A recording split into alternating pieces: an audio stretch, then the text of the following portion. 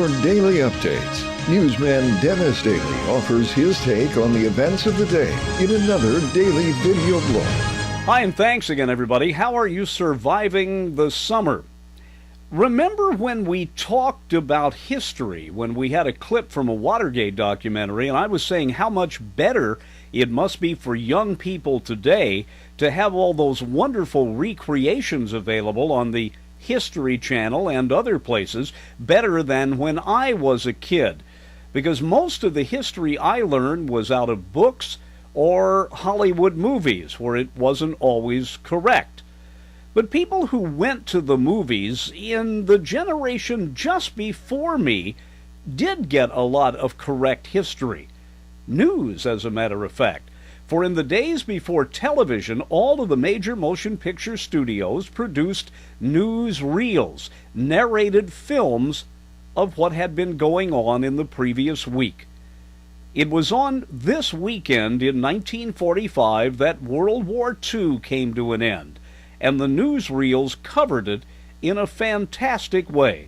Here's a clip, and the narrator is Ben Grauer. The day of days for America and her allies. Crowds before the White House await the announcement from the President that the Japs have surrendered unconditionally. I have received this afternoon a message from the Japanese government in reply to the message forwarded to that government by the Secretary of State on August 11th. In the reply, there is no qualification.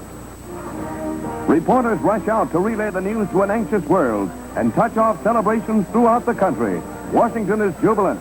And in Chicago, more than 1 million sing and dance in the streets in the biggest celebration the Windy City has ever seen. Joy is unconfined. It was 4 o'clock Pacific time in San Francisco when the announcement came, and people were quick to leave their offices for an impromptu, spontaneous celebration. But it was in that city's Chinatown where Victory Day was the most joyous. Firecrackers that had been hoarded for years are set off in a triumphant roar.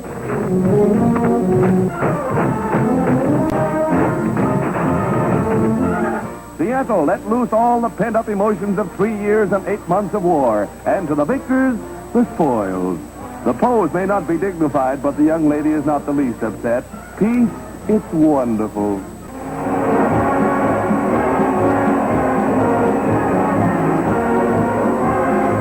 Far into the night, the happy crowd screamed their relief at the end of the greatest war in history. From early Tuesday morning, the celebration went on for 24 hours. New York never celebrated like this before, but never did they have a better reason. It was interesting the way the newsreels were put together. Photographers all over America were called stringers. And if they had a clip of something exciting, they would call the home office in New York or wherever it was and say, "How would you like a clip of an explosion I have?" Well, if it was accepted, they would fly in the film, piece it together with the newsreel, and then the narrator would be put in with music on top. Pre-television, the era of the newsreels, on this anniversary of VJ Day.